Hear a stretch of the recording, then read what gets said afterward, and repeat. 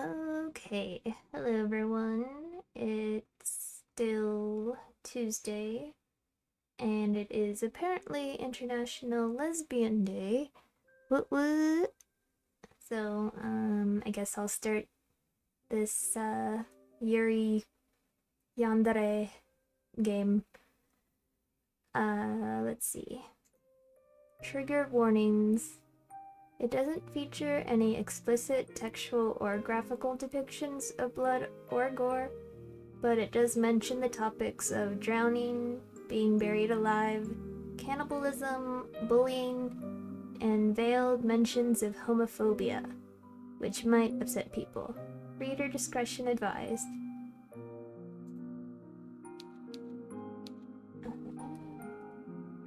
Sorry. Okay.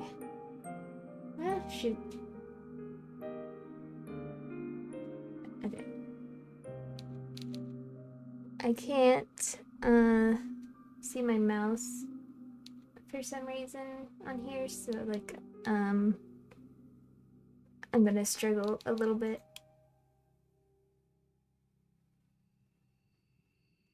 You're running through a forest.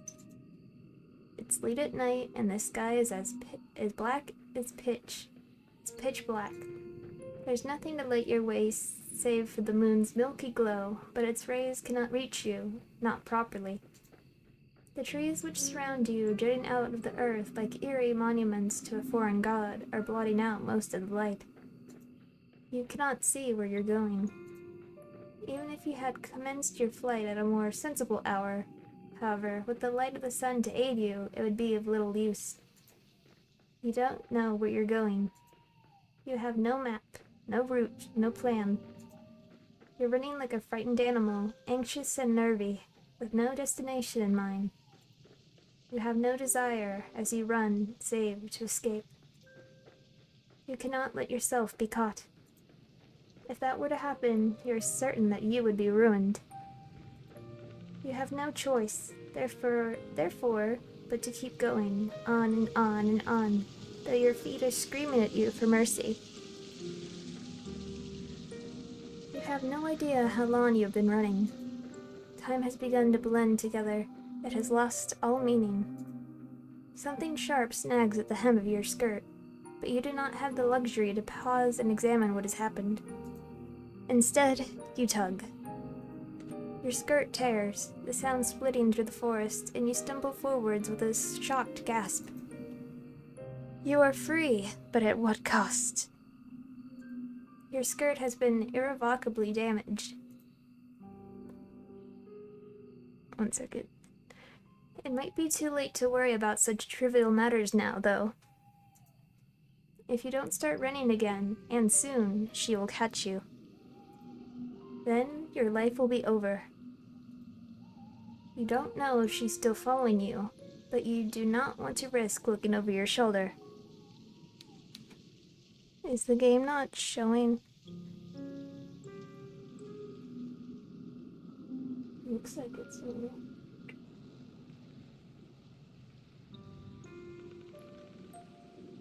Ah, there we go. Was it not working before, though? Anyway, you do not know if she's still following you, but you do not want to risk looking over your shoulder. If you were to see her silhouetted beneath a tree, looking at you with that sickly sweet smile which once ensnared you, you would lose what little nerve you possessed.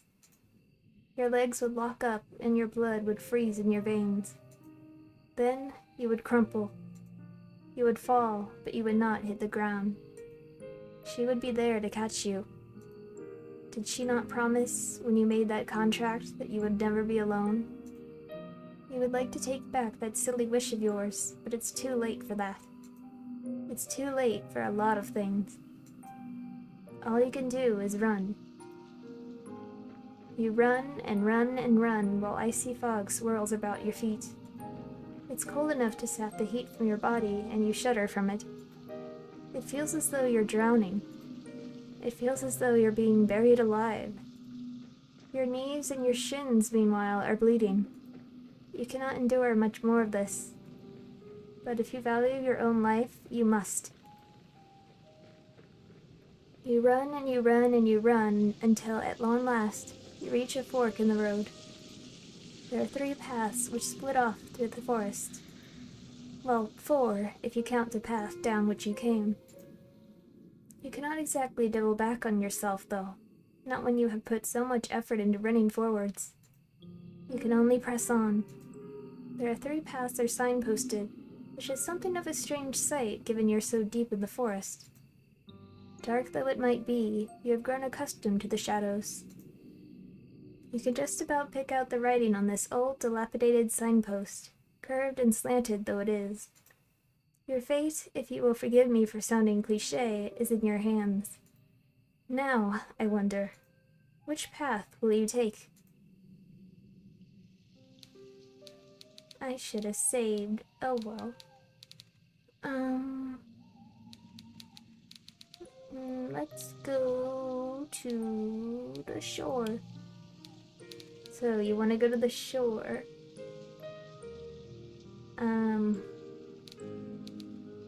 One second, if you're gonna ask me to confirm that. Oh boy. Why is there no cursor?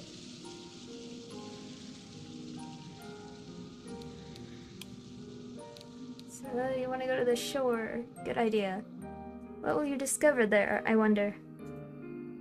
This night is far from over, and there are any number of adventures still awaiting you. I hope that you've prepared yourself in advance, and I do hope, for your sake, that you've learned how to swim. Nope. I have a sneaking suspicion that this skill might come in handy. You follow the path which leads to the shore, supporting yourself on weary, aching limbs which feel ready to snap at the knee beneath the burden of your weight. You are little more than a wisp of a girl, but you have been running for so very long, and your feet are so very numb, you feel like a great lumbering thing. You need to lie down, and quickly. You only hope, as you continue to run, that you will find a means to escape your current predicament by the shore. You don't know what awaits you, but you have visions of a harbor extending out to the horizon, cradling a fleet of white-sailed fishing vessels. Surely there'll be a kindly fisherman who'll be there, willing to take you far, far away on his boat, to a place where your pursuer would not be able to find you. You can imagine, too, the face of this kindly fisherman, a face you have lifted from the fairy tales you read in abundance as a small child. Read in abundance. He will have thick, bushy eyebrows and a dark brown beard streaked through with gray. He'll look intimidating at a glance, but he'll be fiercely protective of you, just like a father. You don't know what fathers are supposed to be like. You're only imagining. It's your imagination, however, which grants you the strength needed to keep going. You run to the shore. It takes some time before you finally emerge from the woods, but finally you do it. How much time, you ask? I cannot answer that. Did I not say that time had begun to lose all its meaning? The forest is behind you now, at least, and all the awful nightmares that lurk within it. It's still cold, though, and still foggy. It's still dark, too. The sun has yet to rise. You can see the moon more clearly now as it hangs above your head, round as any pearl or orb or crystal ball. The moonlight shines down upon the vertiginous cliffs, which plummet sharply downwards to an array of sharp, spiky walks below. You felt, upon escaping the woods, a degree of hope, but the sight of these weather-blasted cliffs gives you pause. You inhale. Then you frown. Now what are you to do? You did not think this plan of yours through very well. Not that you had much in the way of a plan in the first place. There is little in the way of civilization here. The cliffs are far from the village. How far? You don't know. And you cannot see any houses. Where exactly will you rest your weary head, and what of your weary legs? Fitfully, you look around. There's nobody to your east, nor is there anybody to your west. There's no point in looking south. That is the way you came, and when you look to the north, the world falls away from you. The cliffs are too steep to scale, and it's too dark. Naturally, there's not a soul here to help you. You're on your own. You feel so overwhelmed you could very well cry. You do not cry, however. You know that tears have never helped anyone. You got yourself into this mess. Now, you need to get yourself out of it. It is with this thought in mind that you inhale a lungful of salty oceanic air. Then you begin your exploration in earnest. You keep away from the edge of the cliffs, afraid that you might slip and take a sudden, unfortunate tumble into the abyss below. You are not as attached to your mortal body as some humans are, but you do not want to die. You still care for yourself, if only a little. And it is this sense of self-preservation which compels you onwards. You glance this way and that, depressing the tall grass beneath your shoes as you search for a place of shelter. Surely there must be somewhere. You cannot see any likely-looking settlements, but... what is that, over yonder?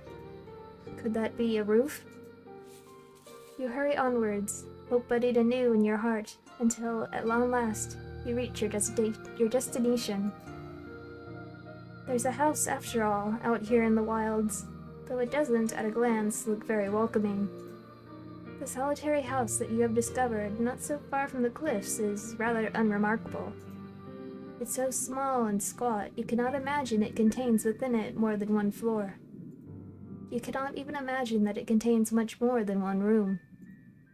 Though it is dark, it's not dark enough to mask that the cottage has something of a slant to it. It's leaning listlessly to one side like a drunken sailor. The thatched roof, meanwhile, which tops this dwelling, has certainly seen better days. There's a hole in the thatch. There are several holes, in fact, and parts of it look particularly bare, almost bald. That is rather concerning. Should it rain, you will not be properly protected from the elements. Can you really stay the night in such a place? You have some misgivings. But do your misgivings matter, really, when there's nowhere else to go? It's not as though you have any other options. It is with a sense of defeat, therefore, that you approach the cottage which sticks out of the earth like a tombstone. Part of you wants to turn back, but you know that would be foolish. The windows of the cottage are dark. That does not necessarily mean it's empty. It is rather late at night, after all. Whoever lives here, if indeed anybody does live here, might be asleep. You cannot imagine the owners of this cottage will appreciate being roused so very late at night. You cannot let yourself worry too much about these small details, however. Otherwise, you'll never get anywhere. You swallow. The taste of the salty sea breeze is pungent in the back of your nostrils. Then you rap the knuckles of your right fist on the door. You rap quietly at first. You do not hear any resultant shuffling inside the cottage. Perhaps you did not use enough strength. Emboldened, you rap your knuckles on the door for a second time, more loudly this time. You wait a few moments, but still you cannot hear anything. Perhaps the cottage is unoccupied after all. You knock for a third time, then wait. The third time is, as they say, the charm, but for all that, your knocking goes unanswered. Well, nobody can say that you didn't try. More intrigued now than anxious, your fingers find the handle of the door. You pull it down, and to your surprise, it yields easily. The door swings back for you, as if by magic.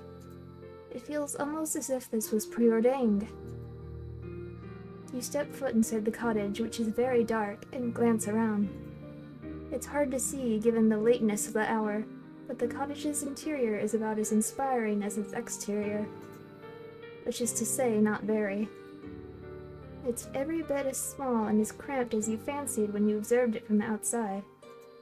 There are a few cupboards which line the walls, a wood fire which has since been extinguished, and a straw pallet on the floor which most function as a bed. Your search is unsuccessful, however, when it comes to trying to locate other humans. You cannot find another soul. Surely that is to your benefit, though. If nobody else lives here, then you might as well make yourself at home. Or as at home as one can be, I suppose, in a small, cramped cottage such as this, with holes in the roof. You close the door behind you, then approach the straw pallet. All of a sudden, you feel incredibly weary. The tiredness that assails your limbs is absolute, so intense it overcomes the last of your concerns. You settle down upon the straw pallet, yawning as you do. It's not comfortable, but being able to lie down eases some of your aches and pains. Lying down, even on an uncomfortable makeshift bed such as this one, is better than standing. It's far, far better than running. Your eyelids fall shut, your lashes melting together, and, soothed by the sounds of the wind and the distant rolling of the waves, you fall asleep. Then you begin to dream. It's not uncommon, of course, to dream. The best and the worst of us do it, from queens in their castles to peasants sleeping in the straw. Why, who is it to say that all of you have observed tonight has not, in a sense, been a dream of its own? Would that make your nighttime fancies, then, a dream inside a dream? Perhaps our dreams are empty, hollow things stacked inside one another like little wooden dolls. Is that not a whimsical thought? How very droll. Your dreams, however, cannot be called whimsical, and neither are they particularly droll. They are not pure fabrications, as dreams sometimes are, fleeting fancies which can never come to pass. Your dreams are of a rather more pernicious sort. In your dreams, you are at the conservatory, with your red hair tied back into 2 prim, proper braids. You're walking through the courtyard, clutching your books to your chest as you make your way to the library. Your head is bowed, so as not to look at the faces of your passing classmates. You do not want to meet their eyes. These girls, with their sensible braids and their sensible shoes, are merciless. You hunch your shoulders together in this dream of yours, so as not to draw their attention, but alas, it is not enough. You stumble, clumsy thing that you are, and you fall, and just like that, all eyes are upon you. They're staring at you. They're laughing at you. You lay there on the ground by the fountain, your books scattered in your skirt in a woeful state of disarray. Your knee hurts. Is it bleeding? You examine your injured leg, trying not to cry, and as this transpires, you hear a voice. One of your classmates is calling out to you. She has acknowledged you. You look up shyly, tears beating in your eyes, at a girl taller than you, and prettier, and much more refined. She extends her hand towards you. Does she mean to help you? It cannot hurt to try, can it? Hesitantly, you reach out to accept her offered aid. Her fingers curl around yours tightly, perhaps too tightly. Her nails dig into your skin. It hurts. Deftly, the girl pulls you to your feet. Your legs feel weak from your fall, and your knee is still aching, still bleeding. You stumble, feeling out of sorts, but you're not afforded much of an opportunity to gather your bearings. The girl's hands are on your shoulders. She's laughing at you. Then she's pushing you. The sound of the fountain and the running water which drums against its basin is, all of a sudden, very loud. It's overwhelming. It surrounds you. Then it engulfs you. It is cold as ice. You cannot breathe. The rushing of the water continues, echoing in your eardrums, over and over, and then... No. You do not want to remember this. What good will it do? It's in the past, where the past ought to remain. You are never going to go back, not even in your dreams. It is this determination which forces you back to the world of the waking with a start. You gasp like a fish as you sit upright, your eyes unnaturally wide. You feel wearied from a lack of sleep, and with half-lidded eyes you glance about. It's still dark inside your cottage, the sky visible from beyond the windows splashed, still with stars. How long were you asleep? You're not sure. Your dream was so very detailed, it really did feel that you had been transported into a different time, into a different place. When you inhale, you can taste rank, fetid water in your mouth. Tentatively, you pat yourself down, your fingers trailing against the front of your uniform. So vivid was your dream, you half expect to find that your clothes are damp. This is not the case, however. You are, in fact, perfectly dry. Well, now what are you to do? Will you go back to sleep? That sounds like the best option available to you. You're very tired, but your senses feel too overwrought, all of a sudden, for sleep.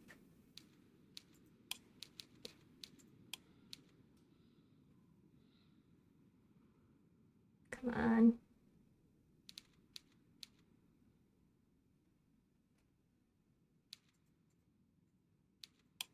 Eesh.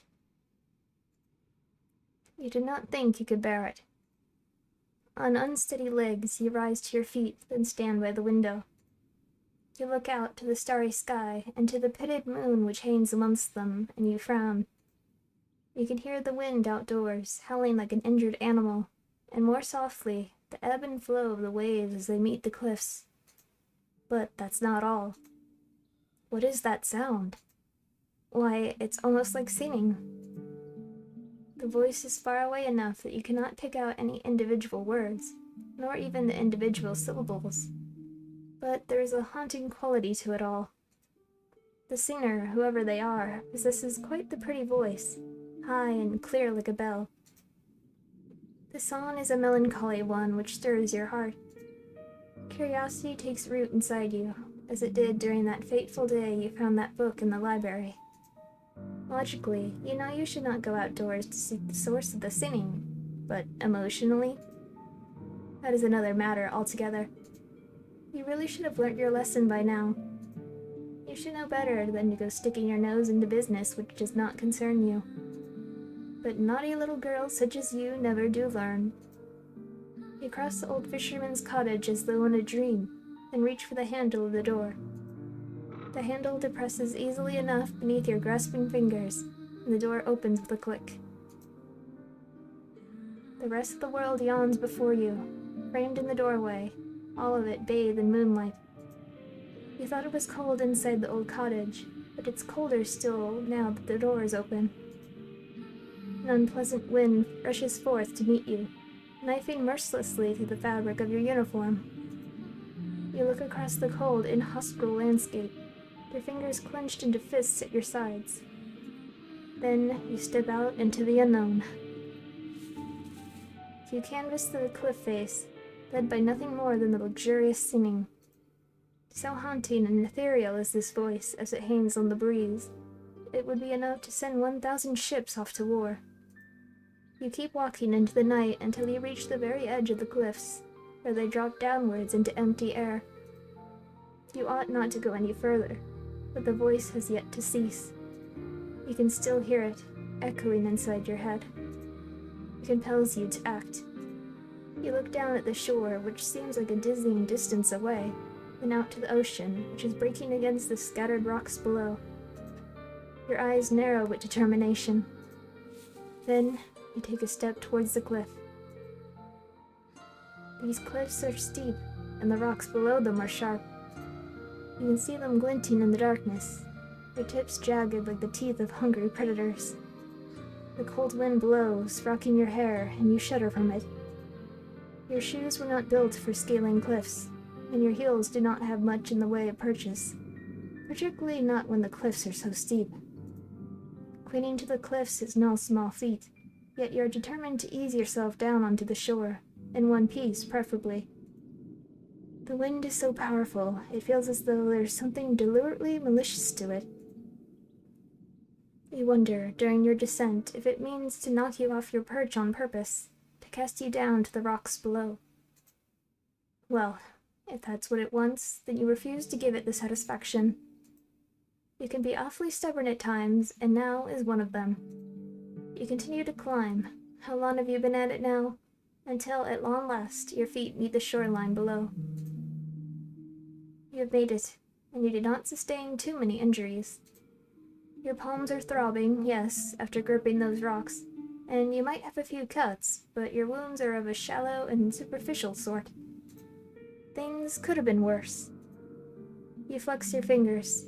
They feel uncomfortably numb and cold alongside it. Your skin is prickling, but at least you can still feel discomfort. At least it is still attached to your bones, where it ought to be, your vital organs concealed within the hollow cavity of your body. You have a lot to be thankful for. This night has, by and large, been quite successful. There are no longer any obstacles between you and the mysterious voice which lulled you outdoors. Now you must find them. You set off down the shore, on the hunt of the singing voice which has captivated you so. You sidestep sharp, jagged rocks which jut out of the sand like teeth. The rocks which cannot be circumnavigated, meanwhile, you clamber over. All the while, the sound of the sea mingles with that of the singing.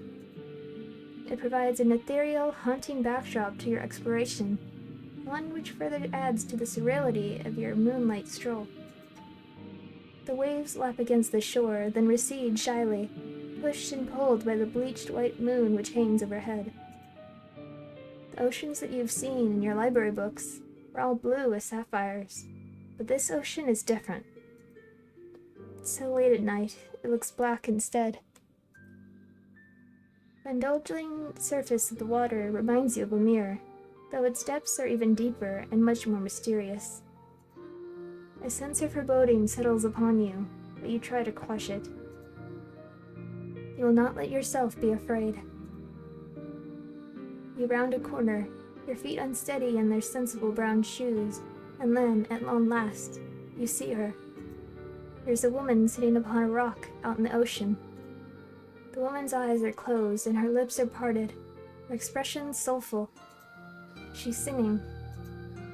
Her hair, which is fair, flutters around her face like a shroud, which adds to her otherworldly aura. Her eyes might be closed, but her lashes are long and luxuriant like a doll's. Her lips, meanwhile, which are parted in song, are soft, like the freshly plucked petals of a flower. Her face is perfect, as are her proportions.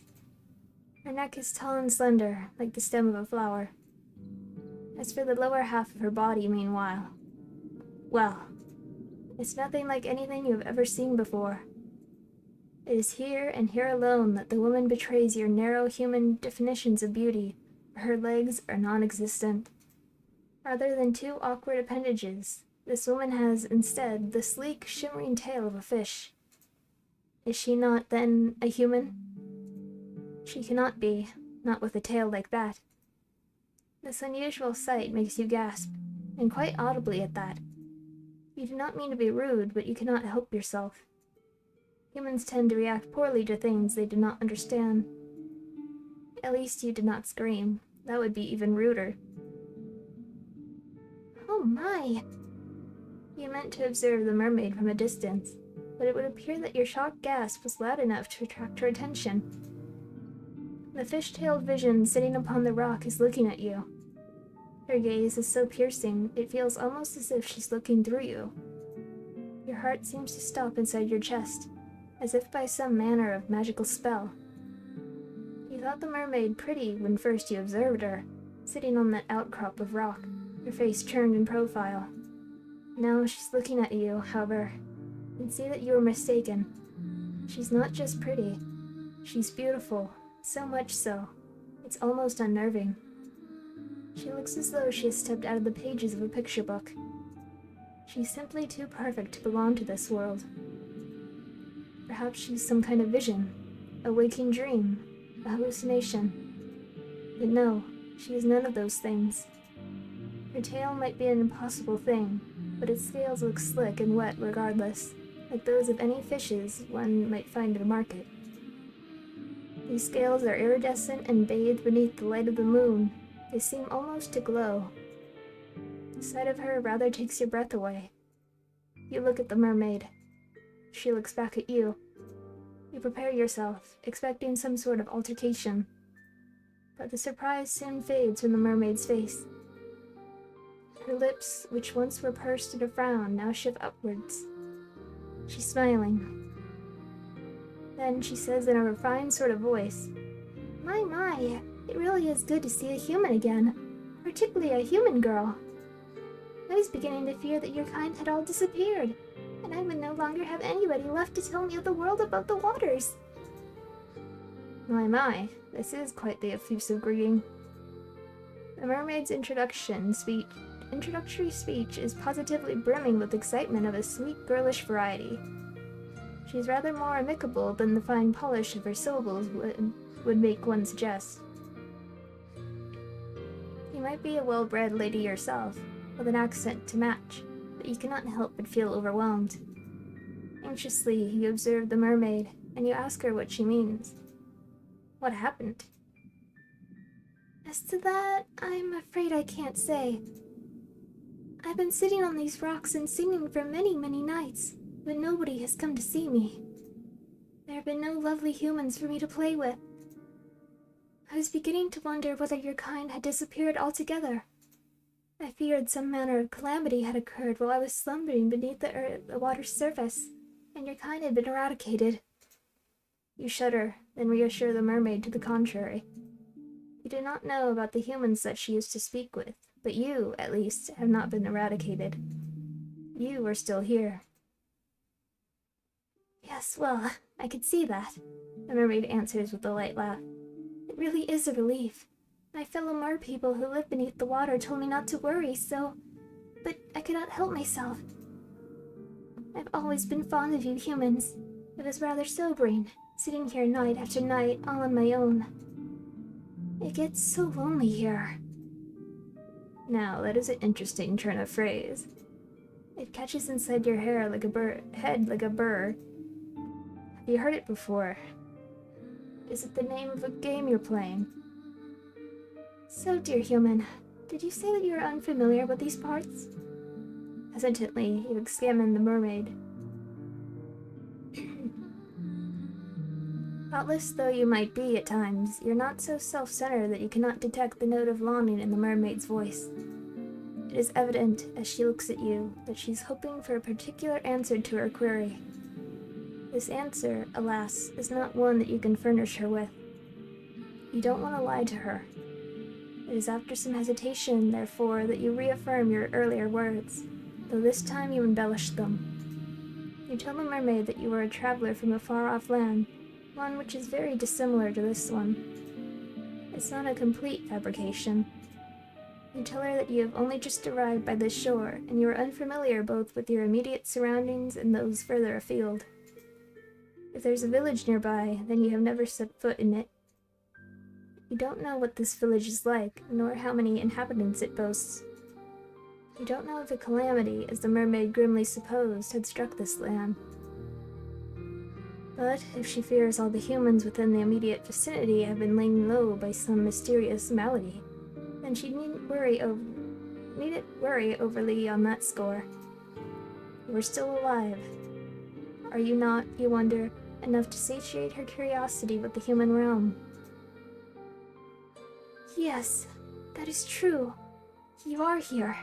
I'm grateful, naturally, for your company. Although... Wistfully, the mermaid sighs. I was rather hoping you might be able to bring me some news of the nearby village, and of its inhabitants. This makes you wonder. Was there a particular person from this village she was close to? So, you were able to work that much out, the mermaid answers with a small smile. You are an intelligent one, aren't you? Your past professors would beg to differ on that score. You were always awful when it came to academics, mathematics in particular. You could never get your head around all the numbers. Your stern, stony-faced maths professor used to despair in you. But she's not here. None of them are here. It's just you now, and the mermaid, and she does not need to know about your dismal academic record.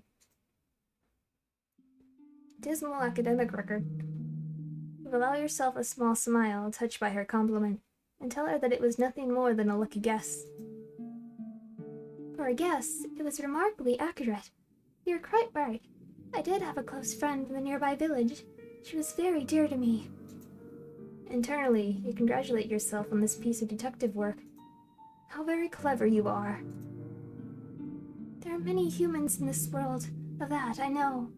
The human who spoke with me, however, was special. She was my human. You did not fail to catch the possessive note in the mermaid's voice. and I cherished her dearly. She would come to me on my rock, late at night, when she was finished with her chores, and we would talk. I asked her a good number of questions about the human realm, and about her customs. I fear my endless inquiries must have been rather tedious, but she was always happy to indulge me. She never once scorned me for my ignorance, and neither did she make me feel like a fool. She always made time for me, no matter how many demands she had on her time. She was a farmer's daughter, and she was awfully busy from dawn until dusk, threshing hay and taking the animals out to pasture. She told me of her work, and I marveled at her. Slender though she was, she possessed a truly tremendous amount of strength. I, who have lived in the ocean all my life, cannot countenance working as hard as she did, but she bore her burdens without complaining. She's not the prettiest human who has walked the earth, but that did not matter to me. Her conversation was engaging, and I knew, through our continued encounters, that she meant no ill will. She did not even have a single drop of malice in her heart. The wistful manner in which the mermaid speaks of her friend makes you feel, for a few brief moments, a flicker of some ugly, primordial emotion. Could it be jealousy? It's painful, isn't it, to hear others wax poetic about those they hold dear, particularly when you yourself have never been regarded in so intimate a manner. You have for many, many years been woefully alone. But you're not alone now. You are with the mermaid, and she is with you, and though she might prefer to be in the company of an industrious farmhand, the farmhand is not here. Where did she go? Oh, if only I knew. She quite simply disappeared one day, almost as if she'd been whisked away by a wicked spirit. That seems like quite the anticlimactic ending for such a close relationship. Did the farmhand not tell her companion beforehand that she might one day disappear? No, she did not. Nothing of the sort happened. It was all very sudden. So you ask, feeling offended upon the mermaid's behalf. Did she not give you any warning? Not a single one. And when, you ask, did she disappear? I do not know, in truth. Time is a strange concept to beings such as myself, particularly as it seems to ebb and flow differently both above and below the surface. You humans have a strange compulsion to pin down and to place labels upon everything. You have names for your seasons, and for your months, and even for your days of the week. It is all very precise. We merfolk, however, do not bother with such affairs, perhaps because we live for so much longer than you humans do. We have no need to obsessively document our days, not when we have so many of them at our disposal. This curious remark catches your attention. How long exactly do mermaids live for? The mermaid does not look much older than you do. You cannot help but wonder. My, nosy, aren't we? The mermaid asks, and she laughs, a soft tinkling sound like that of a bell which makes you blush. Were you being nosy? Perhaps you were. You have always had a thirst for knowledge, not of the dry, dusty academic variety, but of stories peopled with strange persons. Literature was the only subject you were ever any good at. Again, it is hard for me to quantify, but to put in terms a human like you can understand, I suppose we mermaids can live for centuries. Centuries?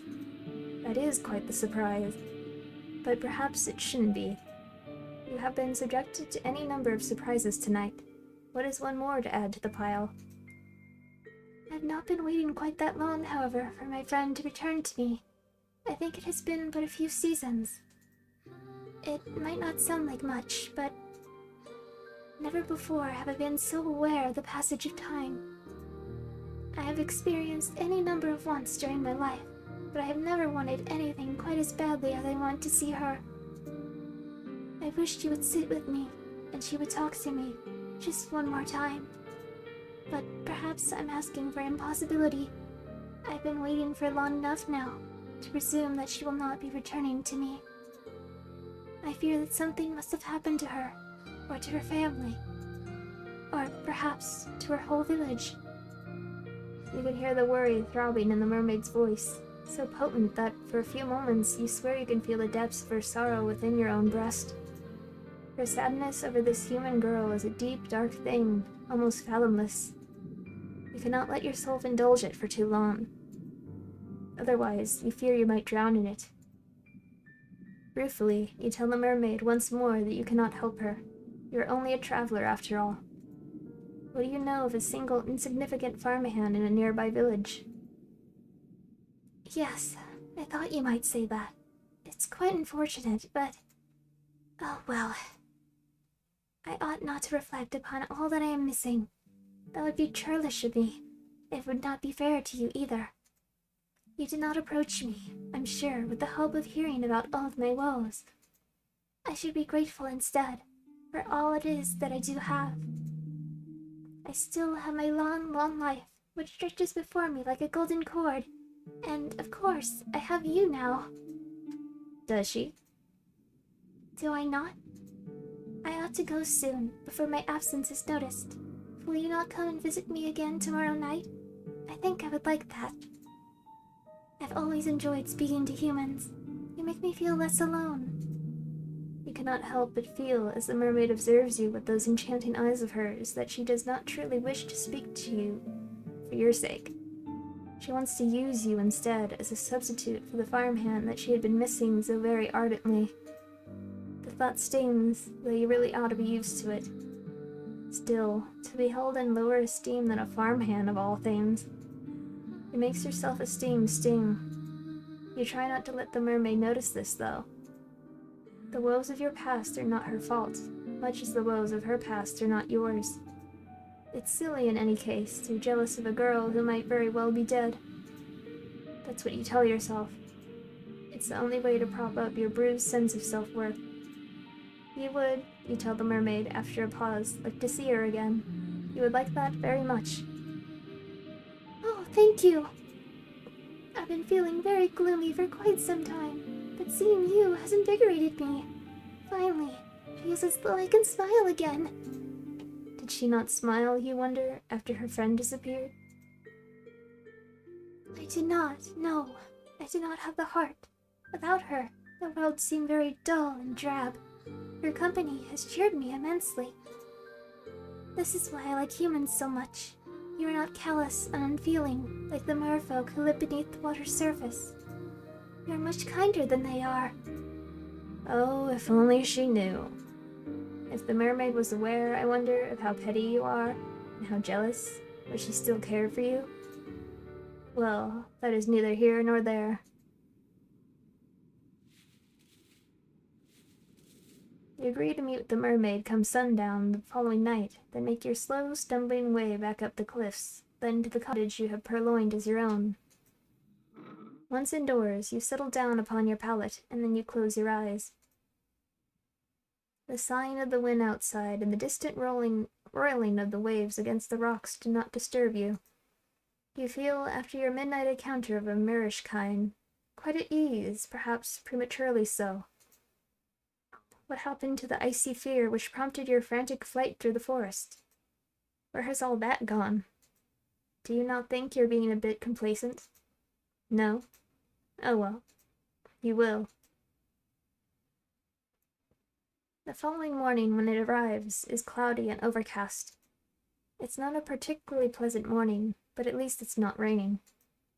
That is, in some small consolation. You rise from your straw pallet, stretching, and glance about the interior of the fisherman's cottage. It looked dilapidated last night, when much of it was obscured by the shadows, but it looks even more so when subjected to the morning's light.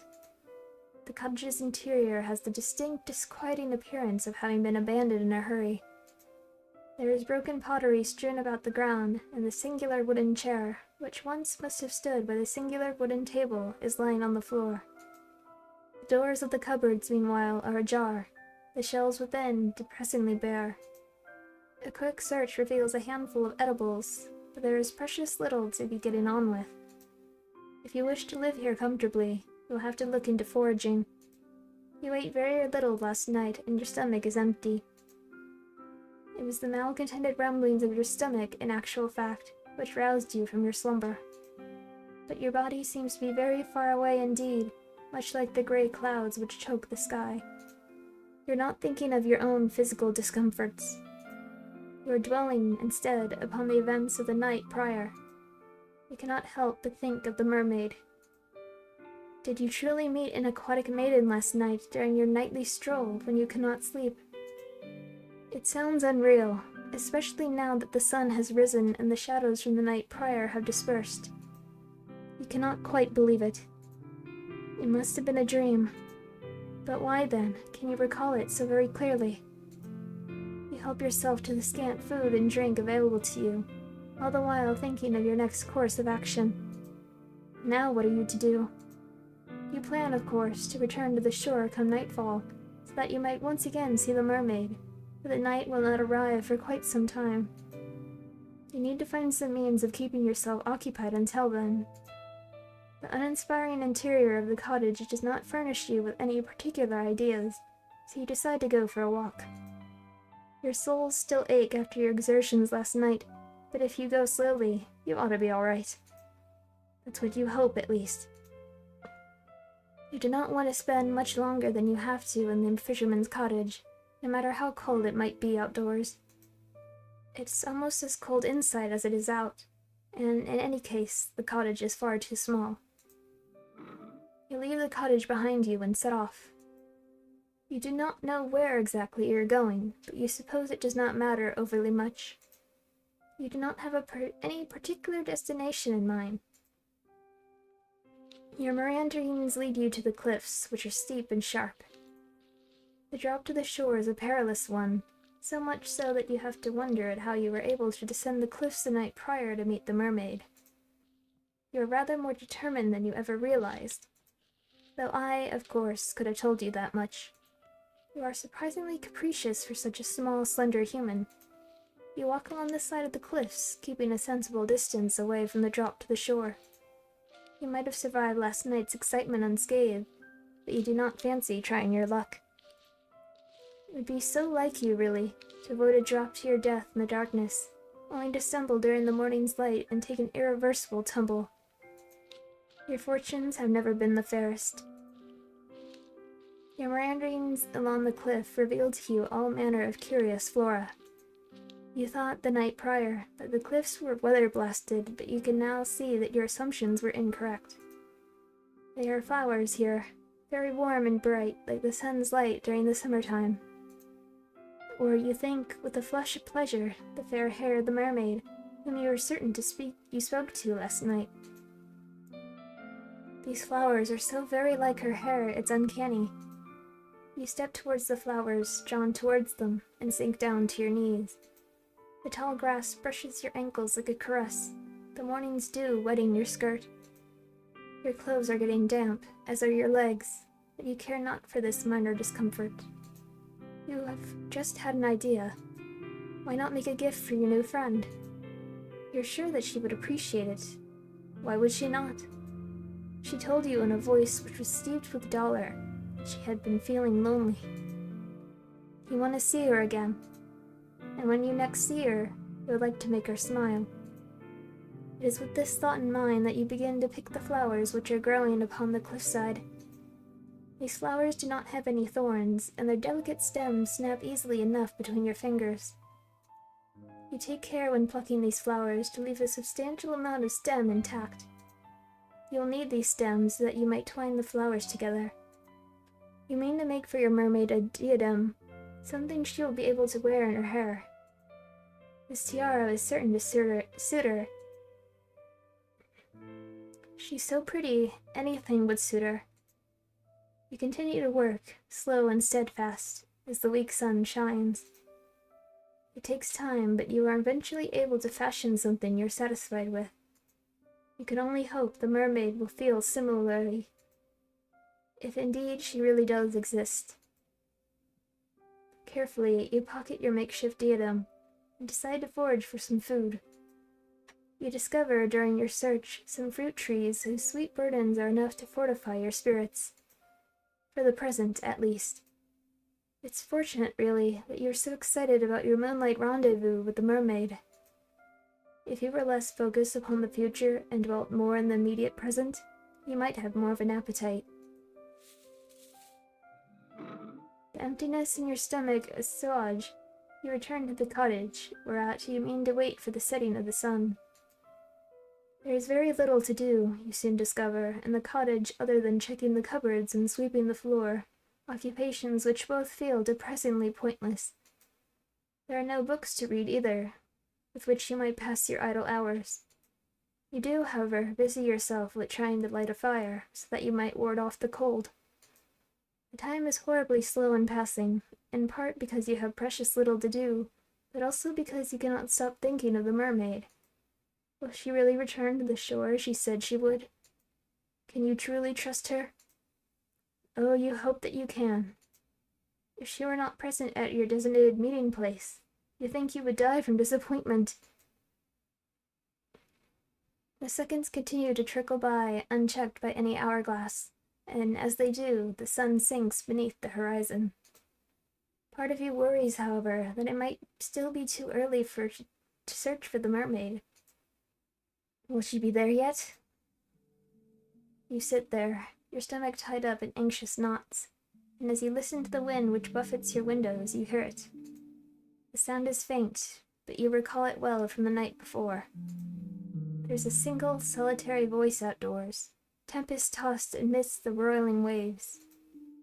The voice is a high, clear one, silvery, if indeed voices can have colors, like a finely polished dinner plate in a noblewoman's home. The voice belongs, of course, to the mermaid. Who else do you know with a voice as angelic as that? Relief begins to bubble up inside you, a relief so potent you feel dizzy from it. She did not abandon you after all. Why, you wonder, did she ever think she would? She said that she would want to see you. Did you think that was a mere nicety? Buoyed as if by a gentle breeze, you hurried to the door. With trembling fingers, they're trembling, I presume, from excitement rather than fear, you seize the handle and turn it. Then you step out into the dark, inky night. You walk towards the cliffs as you did the night prior, beneath the cover of the inky blue sky, the wind moaning fitfully with every step you take. Your soles still ache from your expedition the day prior, but you are able to ignore this discomfort. It seems irrelevant, really, when compared to the prospect of once again meeting the mermaid. You have known her for only one night, yet she has come to mean more to you than your own well-being. You would do anything for the mermaid if she asked it. Well, almost anything. You hurry down the sharp incline of the cliffs to the shore, almost stumbling in your scuffed brown shoes, which really were not built for rock climbing in mind. So frantic are you in your attempts to once again make the mermaid's acquaintance, you very nearly fall. It's a good thing that you still have enough sense about you to regain your footing. Otherwise, this tale would have come to a premature ending. Eventually, you make your way onto the shore, and approach the jagged outcrop of rock where you last saw the mermaid. Like the night prior, the mermaid is perched upon these rocks, her fair hair strewn about her shoulders. When she sees you from across the shore, she ceases her singing, and her eyes light up. Or at least, they seem to. "So, you've returned to me, my hero," the mermaid says, and then lightly she giggles. "Or perhaps I should say heroine?" The praise makes you blush. You do not feel worthy of it. Nobody has ever called you a heroine before. You do not even think of yourself as a heroine. If a story were made about you, you rather think that you would be a supporting character, one without her own voice. You are not interesting enough. The mermaid seems to think that you are, though. She's staring at you delightedly, as though you are the one person in the world she most wishes to speak to. The thought makes you tremble, but not as much as the mermaid's gaze. You tell the mermaid that you do not think you are so very brave, but she dismisses your awkward remark with a laugh. "I think you are. I saw the way you scaled those cliffs. I thought that was very heroic." "Oh, so she saw that, did she?" Then did she see how you slipped down the cliffs, grazing your palms in the process, and how you very nearly fell? You have never been the most graceful of girls, but to have your failings exposed before a being as poised and as perfect as the mermaid. It seems a little bit more, in fact, that the resultant grazes on your palms your clumsiness wrought you. You tell the mermaid that there was nothing so very heroic about all of that. You were simply excited, that is all, to see her again. You weren't thinking, "Well, that makes two of us. I was excited to see you again." She was. "Naturally. I had a very good time speaking to you last night. I had hoped that we might resume our correspondence. That's why I came to the rocks a bit earlier than usual. I was waiting for you. Did you hear my song?" "Yes," you reply, with a nod of your head. You heard it, all the way in the abandoned cottage. It called out to you. "That was the general idea. I was singing for you." She was. You do not think that you are worthy of the mermaid's song, but if she does not mind dedicating her voice to you, then... "Well, who else would I dedicate my voice to? There's nobody else to hear me."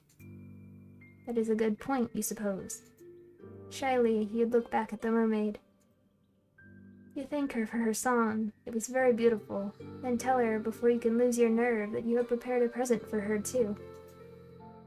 "Oh, have you really?" You have. It's a small thing, nothing more than a silly trinket, but if it would not be too much of an imposition, then... With clumsy fingers, you reach into your pocket. For a few moments, you fret that your near fall down the cliff might have damaged the delicate chain nestled within it, but your worries are in vain. The chain is surprisingly sturdy, given it was made with only a few flowers, and it is held firm against the odds. You handle the chain with great care all the same, however, as you hold it out, presenting it for the mermaid's approbation. It was for the mermaid that you fashioned this chain. You thought that it would look nice nestled in her hair. You were pleased with the chain when first you made it, but after looking at the mermaid, you've begun to reconsider. The mermaid's beauty is otherworldly, so much so it almost hurts to look at her. Your flower crown, by comparison, seems a very meager offering indeed. The longer you hold your gift out, the more unworthy it feels. You have half a mind, as the seconds elapse, to snatch your silly, wholly unworthy gift back from the mermaid before she can judge you too harshly.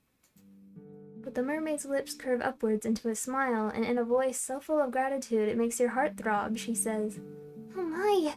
Did you make this for me?" "Well, yes," you reply, still feeling a little flustered. "You saw these flowers earlier when you went for a walk, and they made you think of her. Not, you hasten to add, that you think her beauty is comparable to these flowers. They are far inferior when contrasted with her good looks. You simply thought." You are unable to get the rest of this sentence out, however, because the mermaid interrupts you, not rudely, but with something resembling compassion. Perhaps she pities you. She must be able to hear how your voice is trembling. Can she also see the way your hands tremor? Oh dear. Faint heart never won the hand of a fair maiden, you know. What happened to all your confidence? "I think that your gift is a wonderful one. I did not at all expect it, but it really is pretty." You look at your feet, too shy to meet the mermaid's gaze. Then you say very quietly that you are glad that she thinks so, but she does not need to spare your ego. You have precious left of it, left as it is. The mermaid seems touched by your shyness. Perhaps she likes her prey to be self-conscious, because she smiles.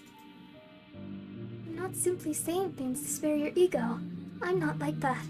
Humans might spout platitudes as easily as they breathe air, but I do not compliment others unless I truly mean it. Is that not the point of speech? To have an honest dialogue with one another?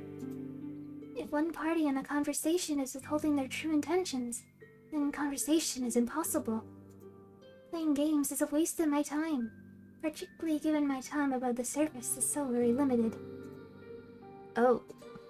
You blush at this, more deeply still, and survey the mermaid beneath the full fringe of your eyelashes. Then she really does like it. "Did I not just say that?" You humans are so very funny, with all your second guessing. She was like that too in the beginning. She? My friend. The mermaid's answer is a simple one, but it makes your stomach clench regardless. Yes, her friend. How could you have forgotten about her? She used to make me gifts too, you know. Gifts like this one. She would pick flowers on the cliffs over there, where I cannot tread. The mermaid gestures with one hand to the cliffs, which tower above the shore, tall and imposing as though to stab the sky above. And she would fashion them into crowns like this one, and bracelets. I was appreciative of her tokens, though she was similarly shy when first she presented them to me. She did not seem to think very much of her handiwork. You and her are remarkably similar, really. There's no guile in the mermaid's voice, but her words have rather taken the wind out of your sails. Of course the cowherd gave the mermaid gifts. Why would she not? The mermaid's beautiful. She's so very beautiful, like a tutelary goddess. She seems to invite tribute simply by existing. Were you more religious, or more irreligious, maybe, you might even consider worshipping her. Though in essence, is that not what you were doing with your flower crown? How silly of you to think that your idea was an original one. I might be accustomed to gifts, but it's been a long time since any human has bequeathed me with anything. This is a pleasant surprise. I'm truly thankful for your kindness, dear one. The mermaid leans forwards on her rock, so as to pluck the circlet from your fingers. Her benevolent smile, all the while, is unwavering. And now that I look at your gift more closely, I rather think it is of a superior quality to the gifts my friend once gave me. Now, this is enough to make you start, if the touch of the mermaid's fingers upon you own was not. Could your silly gift really be better than those she once accepted? I think so. My friend's trinkets were all rather clumsy in execution, though I cherished them nonetheless. They were very precious to me. They did not last for very long, though. Not when I took them with me, to my home beneath the ocean. The waters soon ran the fragile links between the flower stems asunder. Your diadem, however, seems more sturdy, but it is, by the same token, very delicate. You must be very good with your hands. You think back briefly on your disastrous sewing lessons in the past, of your numerous failed attempts to thread your needle while the other girls giggled at you, and you blush. You think the mermaid's praise might be a touch too effusive. You tell the mermaid as much, but she only laughs. I do not think so. Now. The mermaid places your floral trinket above her head, over her long fair hair, then surveys you in a manner which seems almost coquettish. What do you think? You think that the mermaid looks radiant, though that is less because of your gift and more because of her natural looks. You tell the mermaid this, though not in terms quite this glowing, and she giggles. You're selling yourself too short. I think your gift is lovely, really. The flowers rather match my hair. Yes, you answer, with a nod of your head. That is why you picked these flowers. She is all you have been able to think of. I'm glad that you've been thinking of me. And I, in truth, have been thinking of you, though I do not wish to say as much. No? No. It would be embarrassing to confess how much I had been looking forward to our reunion, if you did not feel similarly. I do not care to pine for humans from afar. But if you care for me as I do you, then it makes me feel less alone. You hasten to assure the mermaid, your face aflame. Do you ever stop blushing? Goodness gracious. That you do not care for her, that you do care for her, very much so. You have not known her for very long, but she has certainly made an impression upon you. She is such an easy conversationalist, the time simply slips by when you're together. And it does not hurt, of course, that she's so pretty. I've heard it said, yes, that my looks are rather appealing. My old friend was similarly complimentary. I cannot blame you humans for being so taken with me, when my form is so very graceful. Your legs seem rather cumbersome in comparison to my smooth, sleek tail. It must be so very depressing to lumber about on land as you do. living your days beneath the harsh sun and the cool, unfeeling moon. Sometimes I rather think I pity you. But the surface is a good deal brighter than it is beneath the ocean. I will grant you that much. You agree with the mermaid, still feeling flushed, that there were some perks to having legs, an agreement which makes the mermaid giggle. I'm certain that there are, but you cannot explore the ocean's depths as I can. I presume you have never tried it? You shake your head, no. You have never thought to do so, largely because you have never been so close to the sea before, not in all of your life. You did not have much opportunity for nautical exploration in the past. You were not allowed to go anywhere than, save to the local church. It was quite a lonely existence. Well now, that is a pity. You were kind enough to give me a gift, fashioned from flowers which grow where I cannot reach them, so perhaps I ought to return the favor. The favor? Yes, that's right. It would seem only fitting that I give to you something that can only be found in the ocean's depths. Perhaps we could look at it as a form of culture exchange. Oh no, you protest, your eyes wide. You couldn't possibly put such a burden upon her. You did not give her a gift after all, because you wanted to receive anything in return. Anything other than her friendship, that is. Her conversation is more than enough to satisfy you. You do not need any physical presence on top of that. The mermaid does not seem convinced, however, by your naysaying. She raises one eyebrow. Even this gesture is performed elegantly, then says, If my company is all it takes to satisfy you, then you're easy to please indeed. But please, do not rebuff me. I'm offering because I wish to do this. Remember what I said. I do not say things for the sake of it. Well, you murmur, if she really doesn't mind. Of course I do not mind. Now wait here. I will not be very long. It would be rude to abandon my new friend in the midst of a conversation. The mermaid turns her attention towards the clear, mirror-like water which shimmers beneath the moonlight. Then she dives. Her body arches elegantly through the air, her long, slender limbs cleaving through the surface of the water with nary a ripple. The mermaid's face is first submerged, then her torso, and at long last her tail. The water rushes forth to envelop her, as though it has been waiting for her. It subsumes her, swallows her. Then she disappears from view. The mermaid is gone, but you are still there. Well, now what are you going to do? There's nothing that can be done, you suppose, save waiting. You stand there for several moments, watching the black water lap against the shore. The breeze howls mournfully like a wounded animal, as it buffets your hair about your face and your torn skirt around your legs. Time elapses, but how much of it, while you stand there, fretfully feeling as stanchious as a maypole? When will the mermaid return? Will she ever return? You are starting to worry. Is that all you do? When... Look, over there, by the rocks upon which the mermaid once sat, the water is rippling. It looks as though your new friend has returned. The mermaid pulls herself onto the rocks, using a surprising amount of upper body strength, and smiles at you. I apologize for the wait. I hope I did not make you worry. You were worrying, but you are not half so honest as the mermaid.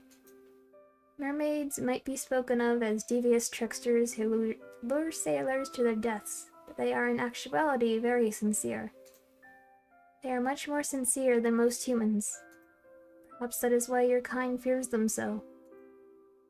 There are few creatures who inhabit this world whose capacity for lying is greater than your own. You tell a mermaid that you are not worrying, and she answers with a wry smile. I'm not so sure about that.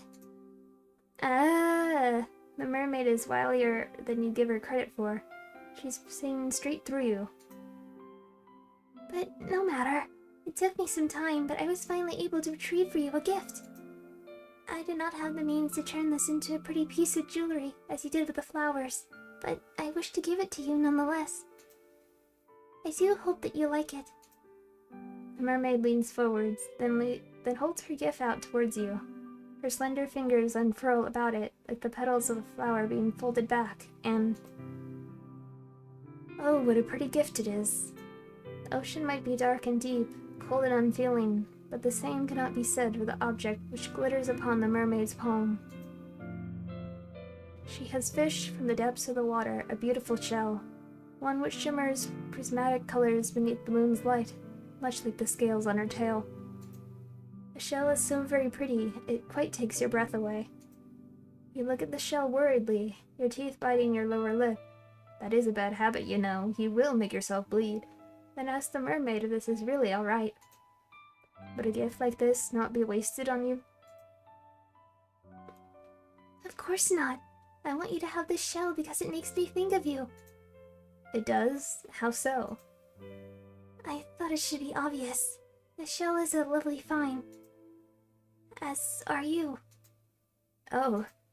Did she just call you lovely? Surely you must have misheard her. You can scarcely believe it. It is an awful lot for you to take in, but... Now, why are you gawping at me like that? The wind will change, you know, and then your face will be stuck like that, which would be quite the shame. You would waste your good looks, which for a maiden such as yourself would be nothing short of a tragedy. It seems as though the mermaid really does think you're pretty after all. The mermaid with her smooth skin and her fair hair. You can scarcely believe it. There's something almost laughable about the mermaid's compliments. How could she call you pretty when her looks are so immediately, obviously superior? Tongue-tied, you look at your feet. You do not know how to reply to the mermaid. You have half a mind to refute her words, to tell her that you're not that pretty, not really, but you fear that it might look rude. You do not want to rebuff the mermaid's well wishes. There is nothing for it, then, but to take the shell which the mermaid retrieved from the ocean's depths for you. You do not think that you are worthy of it, but neither do you want to refuse it. No, that is a surprise, the mermaid says, amused, as you reach for the shell. I did not think you would be bold enough to take it, not without more coaxing on my part. You've exceeded my expectations. What a good girl you are. Your heart flutters with this phrase, with the praise, and it flutters all the more when your trembling fingers brush against the mermaid's palm. She presses the shell into your skin, and your own fingers tighten about it. The shell is sharp and pointed, and it digs uncomfortably into your skin. It hurts, but there is pleasure in the pain. This, too, feels like a gift from the mermaid. You do not want to spurn it. Even pain can be a precious thing when dealt by one whom you care for. You never knew that before. You hold the shell to your heart, which is beating in irregular rhythm, and look at the mermaid. Then very softly you thank her. It is quite all right. It seems only fair after you shared part of your world with me. I wish to share part of my world with you too. Humans cannot normally descend beneath the ocean's depths, and even if they do, they cannot remain there for very long. You're far too fragile. Would that I could, I would bring you with me to my underwater kingdom, where we might be together. The mermaid's melodic voice trails away, suffused with something resembling melancholia. She sighs. Then she shakes her head and smiles. But this will have to do, for the present. Please, take good care of that shell. Look at it from time to time, and think of me. That would make me very happy indeed. The days pass, following this nightly encounter with your aquatic acquaintance with an almost intolerable slowness. You endure the hours of sunlight as best as you can by going for long, bracing walks amidst the heather, foraging for berries and fruits amongst the hedgerows. You even, when you have mustered up enough courage, take an old fishing line uncovered in the fisherman's cottage and try your luck by the shore. Your initial attempts at angling are without success, but as the time passes, your proficiency in the art grows. Some time after you take up your rod, you find you're able to catch the odd fish here and there, small scrawny things mostly, but the meat goes a ways of bolstering your rudimentary diet. You teach yourself how to remove the scales of these saltwater fish that you've captured and how to gut them. You learn, too, how to cook them over a simple fire. Sometimes you skewer these fish of yours on spikes and roast them slowly, innards and all. You're able to sustain yourself well enough during the day, though the faint pains of hunger you experience never quite go away. Your physical discomfort, however, is secondary when compared to your desire to visit the mermaid. Your days might be dull and drab, but your nights, comparatively, are made of magic. It's only during the night that the mermaid emerges from beneath the waves, and when she does, you hurry to her side. You have never before had anybody who took so great an interest in you, not until you met the mermaid. That is why she has grown to mean so very much to you. She is the first friend you have ever had. But if you do not temper your obsession accordingly, I fear she may very well be your last. You care little for the potential danger, however, which lurks beneath your interactions with the mermaid. You only want to show the mermaid how much you value her, and you hope within time that she will come to value you too. If you keep seeing her, surely she will stop thinking of her human friend whom she lost so suddenly. That is your plan, at least. Fortunately, your self-serving wish to grow closer to the mermaid seemed close to being granted. Your nightly conversations, when you greet her, come easily enough, the words tumbling from your mouth like thread. You have grown rather comfortable in the mermaid's company, and she yours. She must have, for it is not long after you bequeath your diadem of flowers to the mermaid that she looks at you, then posits a curious question. I was wondering, dear one, whether you would mind indulging me. I know this might not seem like an appealing proposition, but I thought it would be remiss of me not to ask. I've seen some of your world, for I have sat on the shore for many, many nights hence, but you've seen nothing of mine. It seems unfair that I should know some of the world that you inhabit, while you know so little of my own. So, would you care to come with me beneath the ocean's waves? There's much that I wish to show you, sights that cannot, I fear, be accurately represented in language alone. Words can be awfully stifling when it comes to communication of experiences such as this. It's quite the florid speech, but at the heart of it beats a simple enough request. The mermaid wishes to bring you beneath the ocean's surface so that she might show you her home.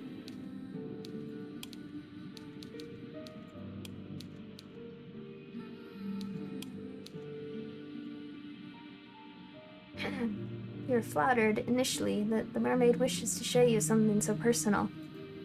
But after this flutter of flattery, there comes an uncomfortable sense of unease. The mermaid might feel at home beneath the water's surface, but what of you?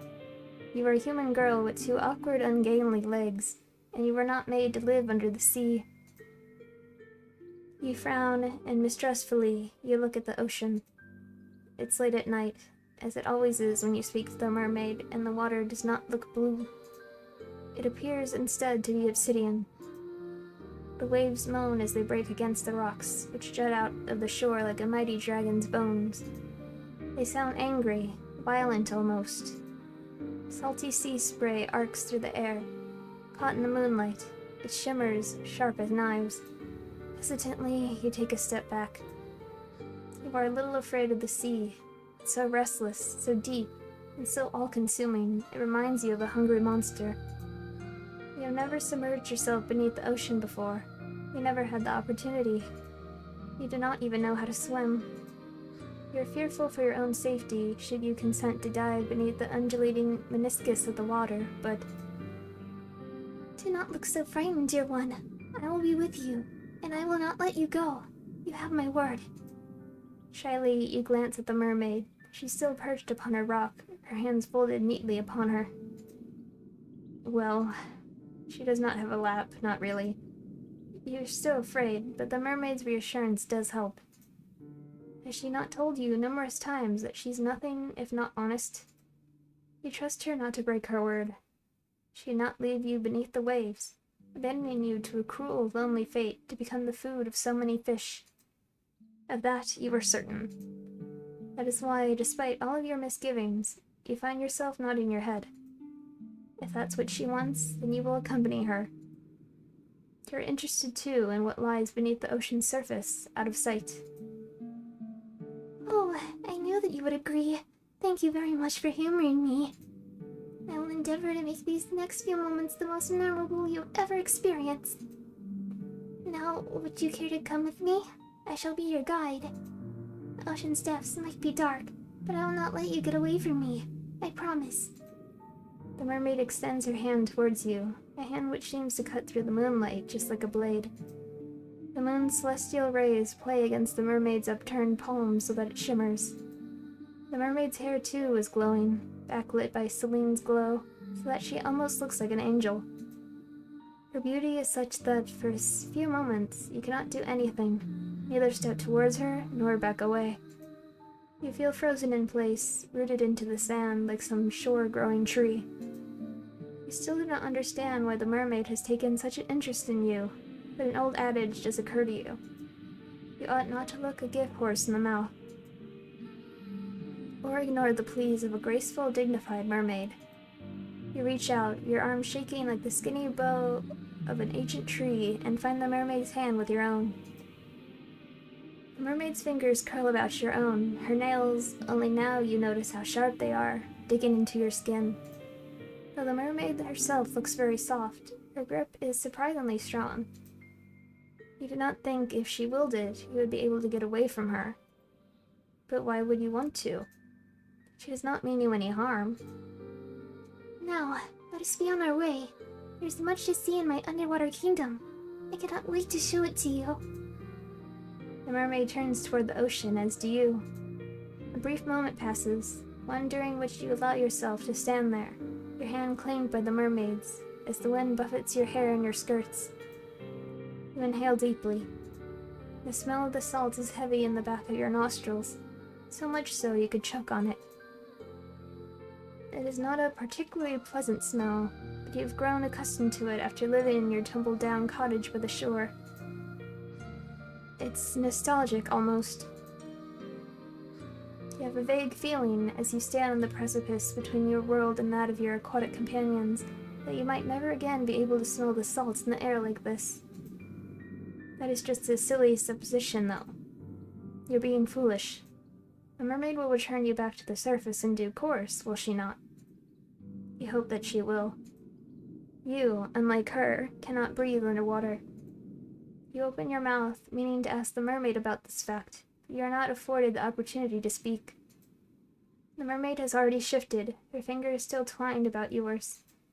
She dives forward, her body slicing through the surface of the water like a knife, and you, inexorably, are dragged along with her. The water rushes forwards to meet you in a sudden, shocking rush. The mermaid's descent might be graceful, but yours is anything but. You do not know how to position your legs, and your limbs feel awfully ungainly. The shock of the water as it touches your skin, meanwhile, is intense. You do not think that the water would be this cold.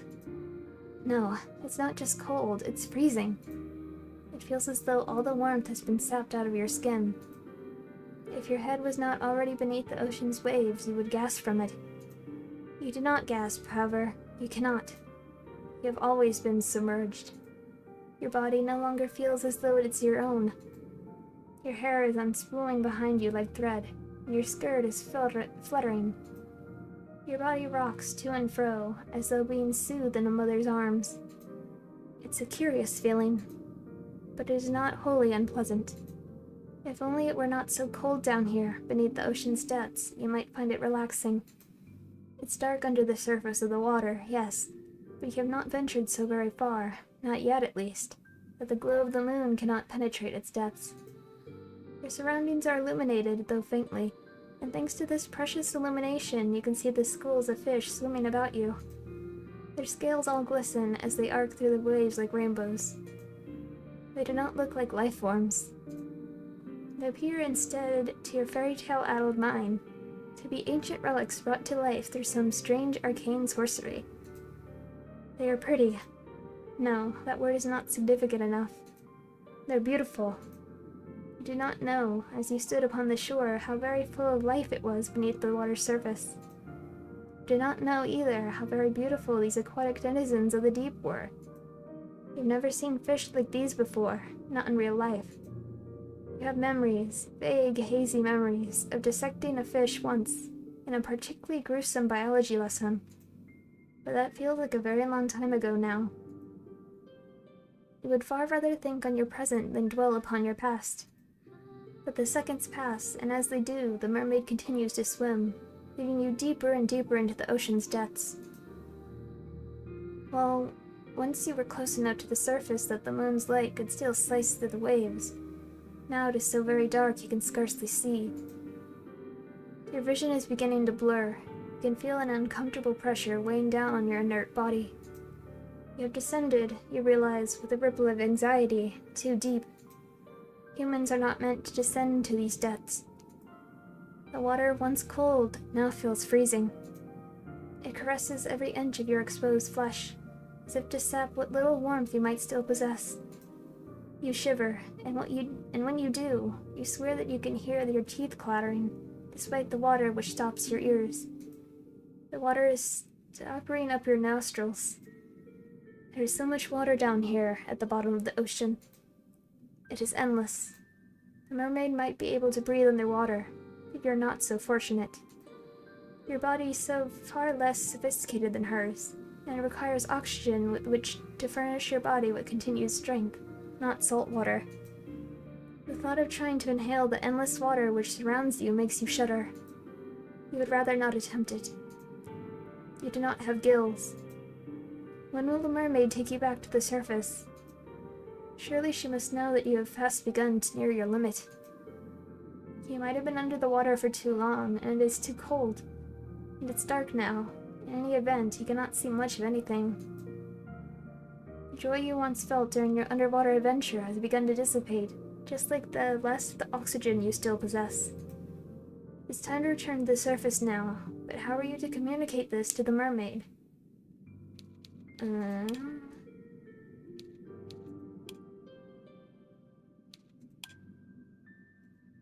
You cannot speak, and she's not looking at you.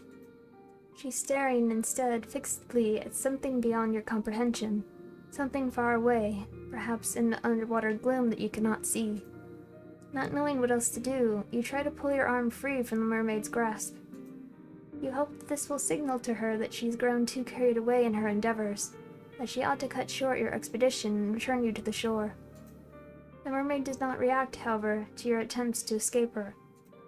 Her grip does not slacken as you had hoped from about your wrist. In fact, it is quite the opposite. It feels as though she's gripping you more tightly than she was, as if to prevent your escape. But why would she do that? You tap on the mermaid's shoulder to get her attention, a gesture which prompts her at long last to turn. Her fair hair billows about her, suspended in the water like a shroud. Then she says in that calm, measured, incredibly reasonable voice of hers, Yes, dear one, what is it? If you could, you would open your mouth to reply to her, but alas, you are a human girl, not a fish, and you cannot speak underwater. Any attempt to do so would accomplish naught save filling your pretty little mouth with water.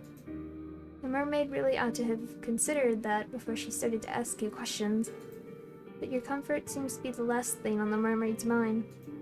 She smiles at you gently, delicately, and says, I understand. Being underwater for so long must be beginning to take its toll. Do your lungs feel like iron? Are they heavy? So she does understand your woes. You might not be able to speak, suspended as you are in the dark, murky depths, but communication is not wholly impossible. You nod your head empathetically, hoping that this will be enough to make your distress apparent, but... Yes, that will happen. It's a natural part, or so I've heard, of drowning. Not that I've ever had the opportunity to experience it for myself. I'm incapable, you see, of meeting my demise in such a manner. Now, what was that? What could she mean? I mean, the mermaid answers, she can read minds, that this was a calculated act upon my part. Forgive me, dear one, but the moment you consented to sinking beneath the water with me, your fate was sealed. Your lungs will be flooded with water soon enough. Then you will die. It's not a pretty way to go. You needn't worry about your corpse bloating, disfiguring, or being eaten by fish, though. I'll take very good care of it, I promise. In death, you will look lovely, almost angelic. Is that not what you always wanted?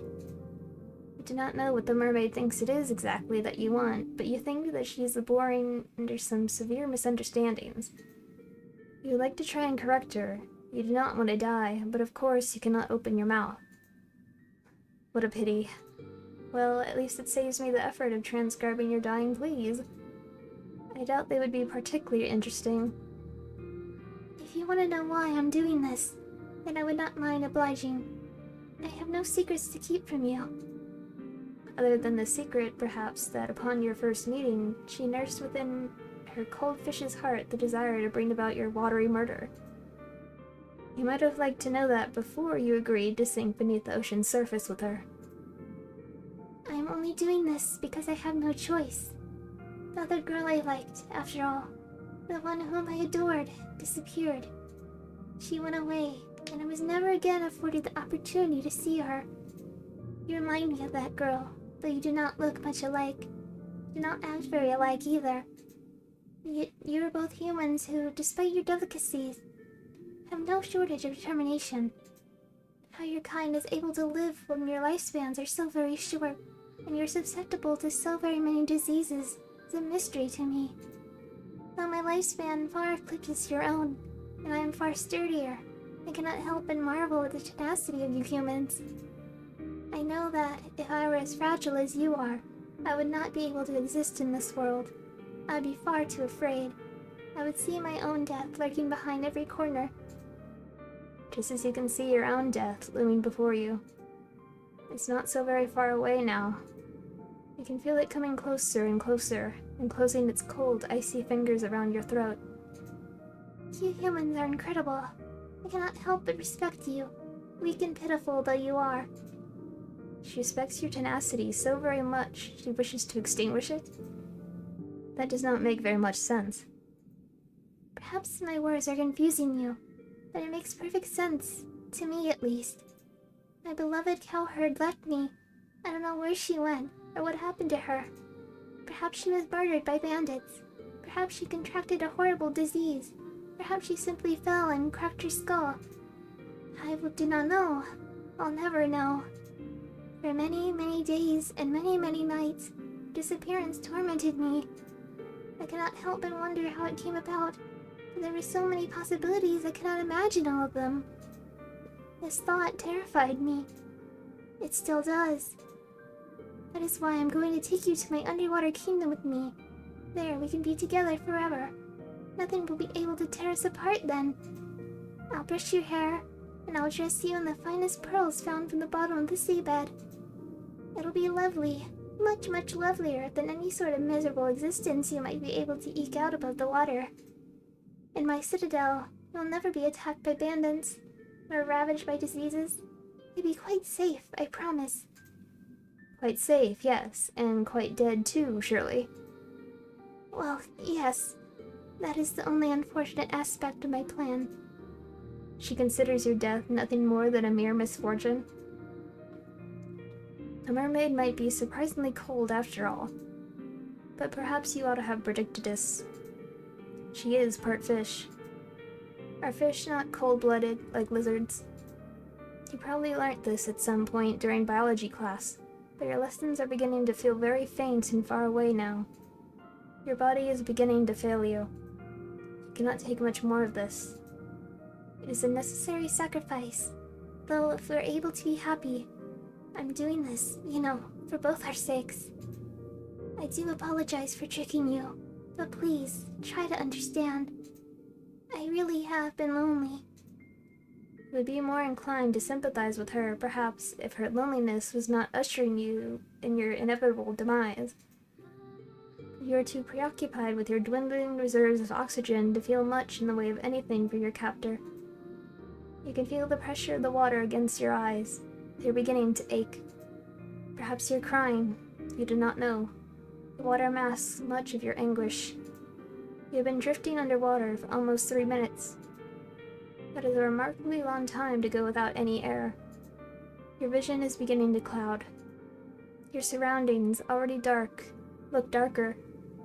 Still, unpleasant and obscure, and not at all like the paradise the mermaid promised you. The pain of being suffocated slowly is far stronger, and far more oppressive than the sensation of the mermaid's hand wound tightly about your arm. Is there no escape for you? The prognosis, I'm sorry to say, is grim. Your fate, as the mermaid said, really was sealed the moment you met her, luxuriating on those rocks beneath the moonlight. But you'll forgive me if my sympathy is limited. You did bring this upon yourself, you know. You reap what you sow, and in your case, you made a series of bad decisions which led to your untimely demise. Now, what do you want to do? Will you accept this fate of yours and rest in peace, or will you try to fight against it? Do I have a choice, or...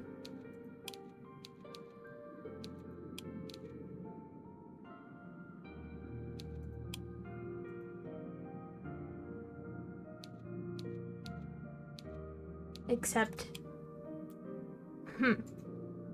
That is a bit of an anticlimactic answer at this juncture in your life story, but I suppose it would be remiss of me to lecture you too much. I'm sure you are well aware of what a terrible series of decisions you have made.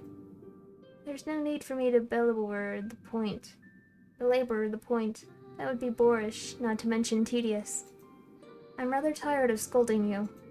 So instead, I think I will content myself with loving you. What, you thought, in your death, the mermaid was the only one who would be able to cosset you? I know I have said this before, but you really are naive. You cannot escape me, even if you are at the bottom of the deepest, darkest ocean. The world might have forsaken you, but I never will. I will never leave you. You will never be lonely again.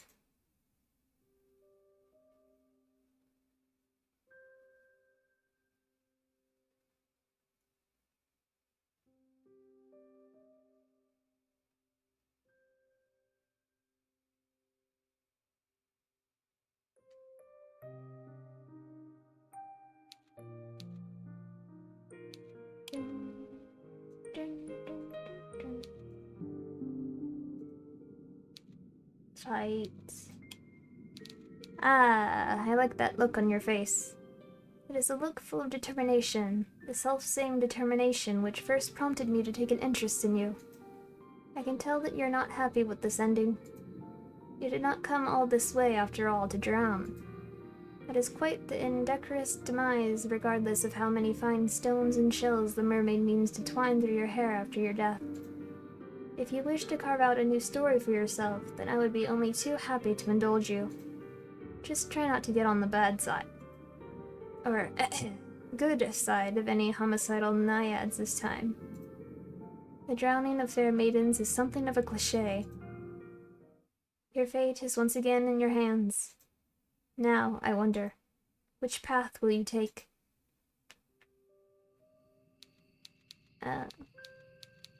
Okay.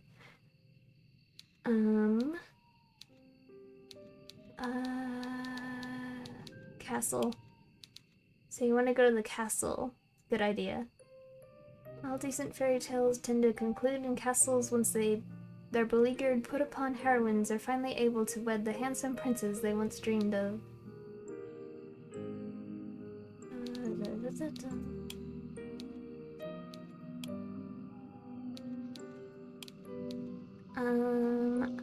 I guess I'll stop here for now, and I'll continue the rest of the routes whenever. Hopefully tomorrow / later today. Who knows? I want to finish this as soon as I can, though. I don't know, we'll see. I'm tired. It's 3 in the morning. I hope you guys enjoyed this. Stay tuned for the rest of it. I'll continue that as soon as I can. And, yeah, thanks for watching. Again, happy International Lesbian Day! Whee! Bye. Take care.